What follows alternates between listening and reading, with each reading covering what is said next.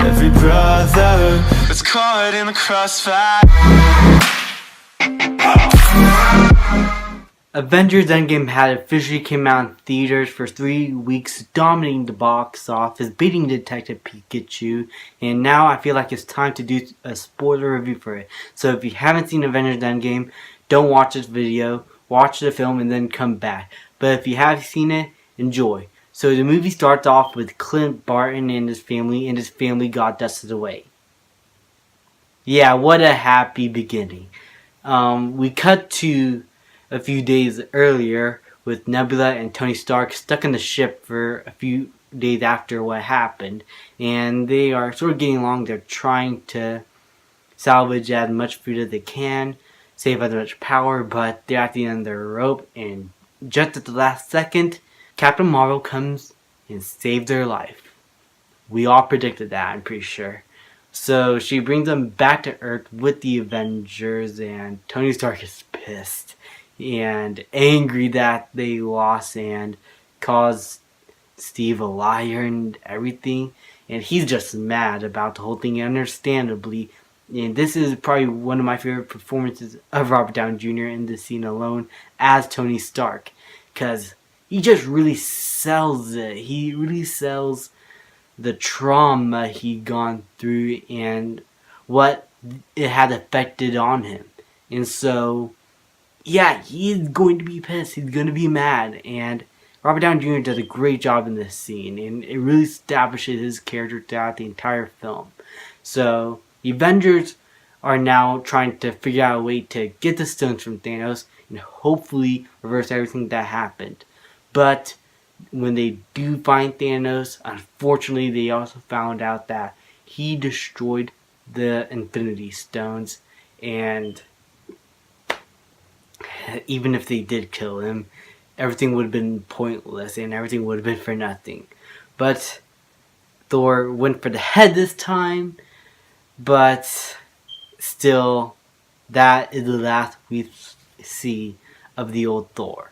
And a new one, and a much more heavier one, emerges from that. So 5 years pass by after what happened with Thanos, and people are just not really in a great state of mind. There are empty stadiums, there are abandoned neighborhoods, and while there are some people that had moved on and still remember those lost, the Avengers are having a hard time letting everything go. And they're still trying to figure out a way, because there's still that one glimpse of hope for them that they can reverse everything that come before. And there is, in the form of Ant-Man. And Ant-Man came back from the quantum realm and had a little help from a little rat just pressing a few buttons around, and it just brings him back to present day. And he's all confused, like, what's happening? And he's scared that whatever happened, his daughter was involved, and he figured out that he was gone for 5 years when it was really 5 hours in the quantum realm. This gives him the idea that time works differently in the quantum realm, that whatever happened, they can reverse back that time and get those Infinity Stones and bring them to the present day to fix everything. So he goes to the Avengers, tells them about his idea, and we got our time travel plot. Now, a lot of movies do time travel, and some do it well, some do it not that well. But there's always going to be conveniences and stuff going on with time travel that you could really nitpick, and this movie is no exception. Time travel is a major plot point in this film, and you can criticize it as much as you want, but I feel like that this film does it as well as I think it could have done. It makes its own rules. It doesn't copy off from what happened before from other movies. It basically tries to do something original, and I felt like it worked. It stuck to the rules it set up very well, and it really adds something to this franchise that for the next phase of Marvel films after this film is going to have a huge impact on, including for Spider-Man Far From Home. Now, the Avengers have to come up with a plan to get the stones. There are 3 stones in New York. They are the stone in Asgard. They're the stone in Vormir. They had to travel through various times during Guardians of the Galaxy, during the Avengers, and during Thor the Dark World. Thor, Rocket go to the Dark World, and Natasha Romanoff and Clint Barton and Nebula and Rhodey go to Guardians of the Galaxy, and Hulk, Ant-Man, Captain America, and Iron Man goes to the events of the Avengers. And there is a lot of great stuff in this second half of the film, including with Captain America's ass, which is a really funny joke throughout the entire film. And one of the probably most emotional scenes is in Vormir when Clint Barton and Black Widow find the Soul Stone, but it costs a life, like we all saw in Infinity War with Gamora. Rest in peace, Gamora. So they are trying to fight their way to see who will jump first and get the stone, and at the end, Black Widow is the one to get the stone. Now, that is a really sad moment. The only problem I had with that is that they use the same music from Infinity War with Gamora's death here, and I just wish that they could have done something more original with it instead of using the same themes. But still, it's good to listen to Alvin Silvestri. He does a fantastic job on the soundtrack, and I thought the scene was just as well handled as it could have been. And we go over to Thor the Dark World with Thor meeting his mother and actually getting some closure with her. We actually get a moment with Thor and his mother that felt earned and really emotional. And I loved it. It was funny. Yeah, Thor's fat, but you really do feel the emotions from Chris Hemsworth, and he does a great job in this movie also.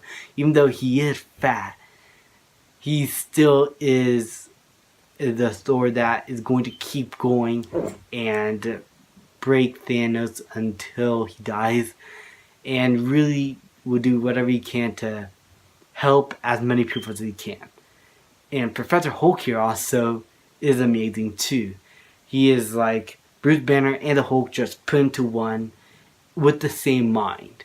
And what they did with Professor Hulk was great. I loved him. I loved how quirky and how funny he is. And still have that Banner and Hulk combined. It could have been a mess, but the Russo brothers were able to find a balance to make it work, and it did. So, in the moment of the Avengers had to retrieve the stone from Loki and the aliens, and from the Ancient One, which is the Time Stone, the Mind Stone, and the Space Stone. The Space Stone was lost, but they were able to retrieve the time and the completely forgot the Mind Stone, but the Space Stone. So yeah, they have to go back to another point in time, which is like the 40s when Captain America, the first Avenger, was going around. Well, after those events, and Tony Stark meets his dad but younger, and Captain America sees Peggy Carter, and we get this little moment where he's like not sure whether he wants to stay here or just go back and finish the job. That is something to pay attention to at the end of the movie. We'll talk about that little part later. So Iron Man gets clarity with his father, and finally have a moment where he's able to make amends to his father, even though he doesn't know. So I thought it was really sweet and really well handled. It might have gone on a little too long, maybe because it is a 3-hour movie and not all the pacing really works But overall, I thought it was really well earned, and I really loved Robert Downey Jr. He was hilarious and really emotional to watch. And then when they get all the stones, that we cut to the present, and we also find out, I almost forgot, that Nebula had got captured by Thanos, the past Thanos, during Guardians of the Galaxy, when Rhodey gets the Power Stone and goes back to the present. Nebula left behind because Thanos finds her immediately and brings her back to the ship to see what's going on and why is there a second Nebula. He figures out that the Avengers got all the stones, and so he decides to go back to the present and try to get those stones and accomplish his goal. So, and when the Avengers were able to assemble the stones in Iron Man's new gauntlet, only Hulk is the one that's strong enough to survive it, because it took a heavy toll on Thanos in Infinity War, and a normal person ain't going to survive a snap. So Hulk is the only one, because he's mostly made up of gamma radiation. So he snaps his fingers, and boom, Avengers headquarters just explodes out of nowhere from Thanos, and all the Avengers are stuck inside. Thor, Captain America, and Iron Man find Thanos just sitting waiting for them, and a huge fight occurs with all of them, and it was intense. I loved the fight choreography, the intensity, the music, the special effects and sound and everything. It just made for a really intense fight. And the part where Captain America gets Mjolnir, and it's finally worthy of the hammer after almost slightly moving it in Age of Ultron. He's now worthy enough because he's able to make amends and actually be clear about the secrets he's kept from Tony Stark. It is finally worthy to get the hammer and beat Thanos. It was such a crowd-pleasing moment that I loved, and I'll never forget in the cinema, in IMAX 3D. And then after that, the biggest fight occurred in movie history, with everyone coming back from Hulk Snap alive, and the Asgardian army, the Wakandans, the Sorcerers, the Doctor Strange, Spider-Man, they're all back. The Ravagers, Howard the Duck is in this movie. Howard the Duck, if you look closely, in a shot from the Wasp, in the left side, you can see Howard the Duck coming in with a gun. It's epic. The biggest fight occurred when the entire Avengers army assembles, and Thanos' army assembles, and they're like clashing against each other. And Cap is like, "Avengers! Assemble!" And you're gonna ejaculate everywhere in the theater. Oh my god, it was incredible to witness the wide scope of everything, of what's going on, the grand scope. You can see everything was happening, and it is epic. It is like the Lord of the Rings of Return of the King, but maxed to the infinite. I don't know how to describe this battle, honestly. It was so much fun to watch, including seeing the Avengers trying to play hot potato with the gauntlet, trying to get away from Thanos. But when Thanos does get it and is about to snap his fingers, you realize that, wait. And Iron Man is like, I am Iron Man.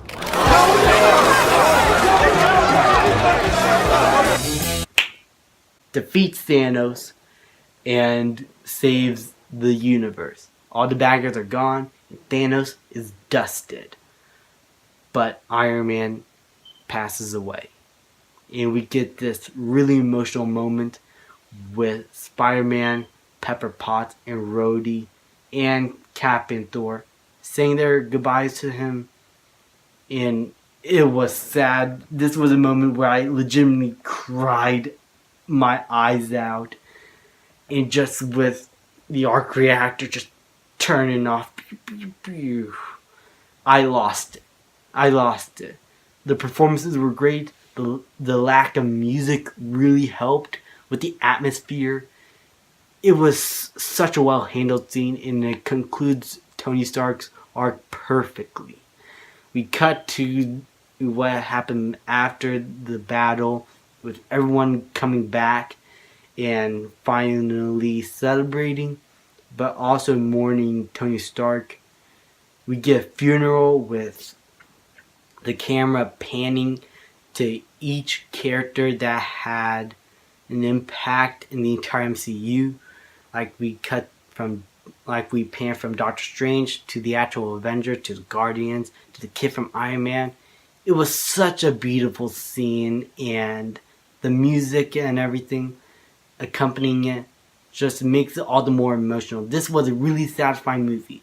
Yeah, pacing wise, action wise, it's probably not as good as Infinity War, but in an emotional level for me, I felt like Endgame really tops Infinity War in terms of the emotions it has. And that is something to commemorate. The Russo brothers did a great job handling all the emotional scenes, and it really does leave an impact on you. And we cut to Captain America trying to go back in time to return all the stones. But as we talked about earlier, when he sees Peggy Carter, he was unsure whether he wanted to stay here or go back and finish his mission. He's choosing to go back and finish his mission, but now since he's done, he retires and just goes back after returning all the stones to before, fixing the timelines as much as he can, and just settling down with Peggy and just living a full life as he wanted. He's now lived a life and hands over the reins to Anthony Mackie the Falcon. And it was a beautiful ending, and I loved it. And the final shot was him dancing with Peggy, finally getting the dance he promised. It was beautiful. Overall, Avengers Endgame is a culmination of everything that came before, and it really delivers on everything you expect and more. Yeah, there are a few problems. There are nitpicks you could complain, and I can understand.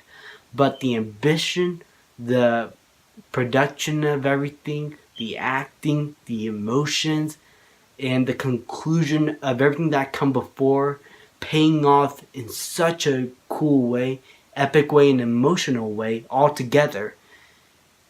I don't know how any MCU movie is going to top Endgame in all those levels. It's going to be really hard, and I don't think any movie is going to do that.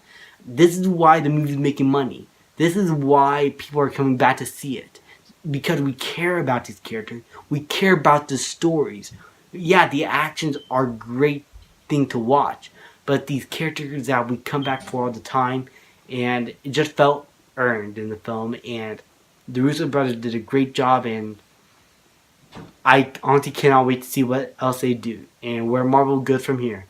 But as a conclusion to the Infinity Saga, it was beautiful, and I can't wait to see what this new story after Endgame is going to have and where these characters are going next in the future. So these are my spoiler-filled thoughts on Avengers Endgame. I hope you all have saw the movie, because if you haven't and you make it to the end of the video, why would you do that to yourself? Just go watch the movie. Anyway, guys, please like, subscribe, comment. Hope you are all having a great Mother's Day, and I'll see you guys next time. So heaven if you sent us down.